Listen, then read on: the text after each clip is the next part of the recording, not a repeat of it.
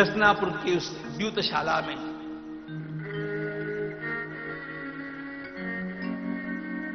पांचों पांडव भी चुप हो गए थे। ऐसी अवस्था में द्रौपदी के पक्ष में खड़ा होने वाला एक कौरव था जिसका नाम विकर्ण है। विकर्ण ने खड़े होकर के सीधे कह दिया कि अरे ये हमारी भाभी, अत्यंत आदरणीय भाभी है, इसको दांव पर लगाया ही नहीं जा सकता।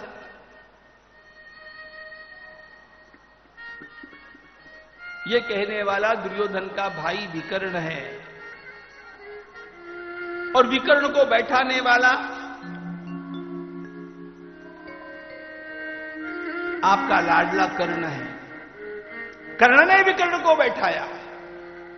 आप लोगों को इस बात का भी पता होना चाहिए कि यह कर्ण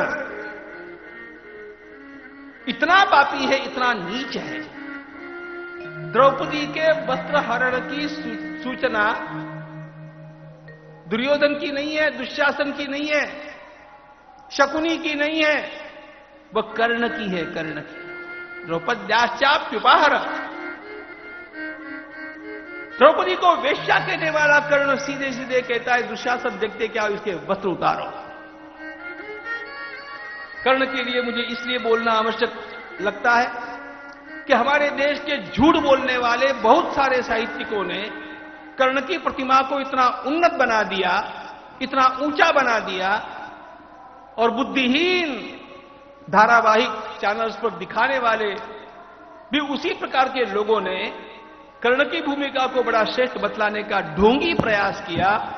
ध्यान रखना, ये साहित्यिक झूठ बोलते हैं, ये चैनल्स झूठ दिखाते हैं। मूल महाभारत सीधा सीधा ये कहता है कर्ण अत्यंत नीच वृत्ति का है। मुझे कर्ण के लिए कोई आपत्ति नहीं, लेकिन ध्यान रखना,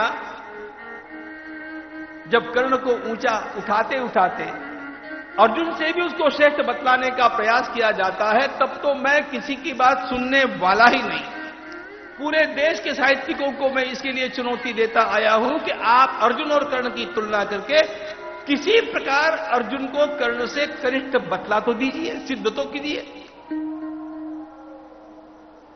कम से कम 12 बार कर्ण समरांगण में पराभूत होकर के भागा है। संपूर्ण महाभारत में एक भी बार अर्जुन किसी से पराभूत नहीं हुआ है।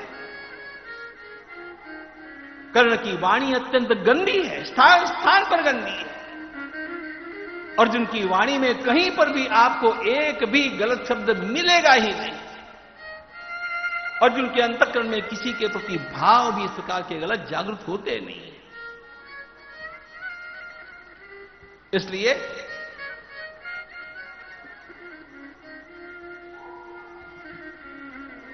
हमारे देश में ये पतित पावनत्व की जो लहर चली है ना,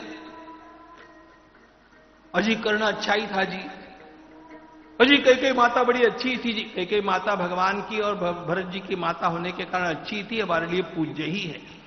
लेकिन फिर भी कैकेयी माता ने उस रात्रि में जो कुछ किया,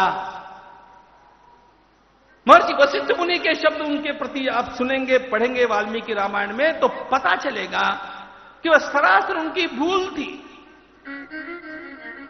प्रासंगिक भूल है, लेकिन भूल तो माननी पड़ती है। लोगों ने उसमें कितनी कितनी बातें जोड़ जोड़ करके उसे कैकेयी माता का एक अत्यंत बड़ा योजनाबद्ध प्रयास रावण के नाश के लिए दिखाया। ये सब गलत, वाल्मीकि रामायण का अध्ययन न करने का परिणाम, कर्ण महान लगता है मूल महाभारत को न पढ़ने का परिणाम। और हमारे देश के साहित्यिक बहुत झूठ बोलते हैं। जिस साहित्यिक ने अर्जुन से कर्ण को श्रेष्ठ बताया है, वो साहित्यिक झूठ बोलता है, इतना ध्यान रखना। शांतिपूर्वक की ओर मुझे आना है, लेकिन थोड़ी इन लोगों की शांति करना भी मैं आवश्यक मानता हूं, इसलिए ये बातें भी पहले बोल देता हूं। और ये सारा युद्ध कर्ण के कारण हुआ। आखिर दुर्योधन को मूल आधार कर्ण का था। युद्ध हो गया, 18 अक्षौहिणी सेना लड़ी। 18 अक्षौहिणी सेना में पांडव पक्ष में केवल 7 बचे। भगवान श्री कृष्ण सात्यकी और 5 पांडव। कौरवों के पक्ष में 3 बचे, कृतवर्मा, अश्वत्थामा, कृपाचार्य और एक सज्जन ऐसा बच गया जो युद्ध के आरंभ के समय तक कौरवों के पक्ष में था और युद्ध के आरंभ में जिसने पांडव पक्ष में प्रवेश किया उसका नाम युयुत्सु। यह धृतराष्ट्र का दासी पुत्र रहा। सब समाप्त हो गए। यहां पर आकर के सौप्तिक पर्व समाप्त होता है और उसके पश्चात हम लोग शांति पर्व में प्रवेश करते हैं।